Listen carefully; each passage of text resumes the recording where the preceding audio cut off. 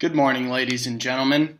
The issue I am here today to speak to you about is one that cannot wait any longer and needs immediate reform.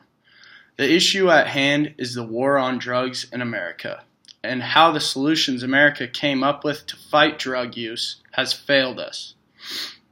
The war on drugs was a failure since the day the Comprehensive Drug Abuse Prevention and Control Act of 1970 was signed into law by President Richard Nixon.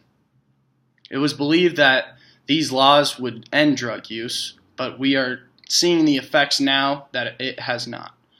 Drug addiction is not a problem that can be solved by prohibition of these substances because it is a psychological issue that addicts have and cannot be solved by just punishing the addicts.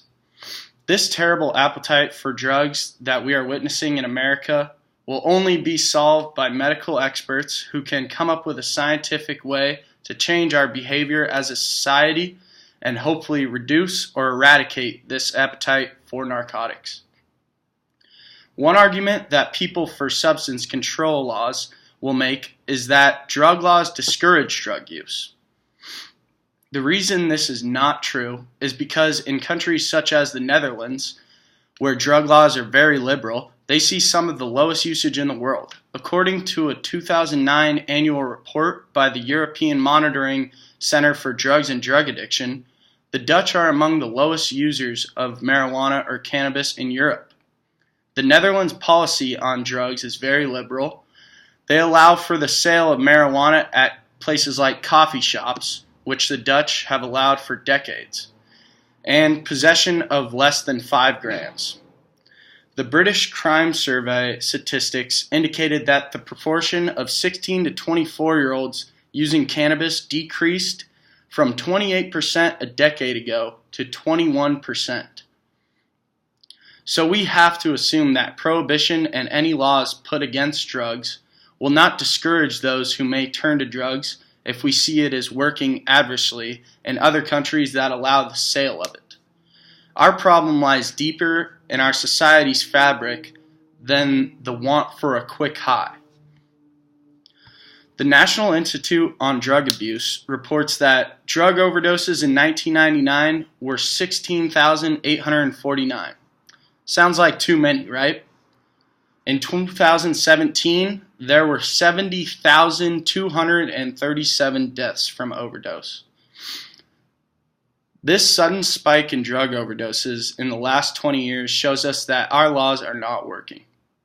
This problem lies much deeper in our mental health and how we take care of those with depression and other mental health issues, because these people may be more susceptible to using drugs. A new trend in these overdose deaths is that they do not have a zip code or social class dividing them. High-income areas and low-income inner cities are all experiencing the same loss. Now we face a problem that we know is not because of income or social status.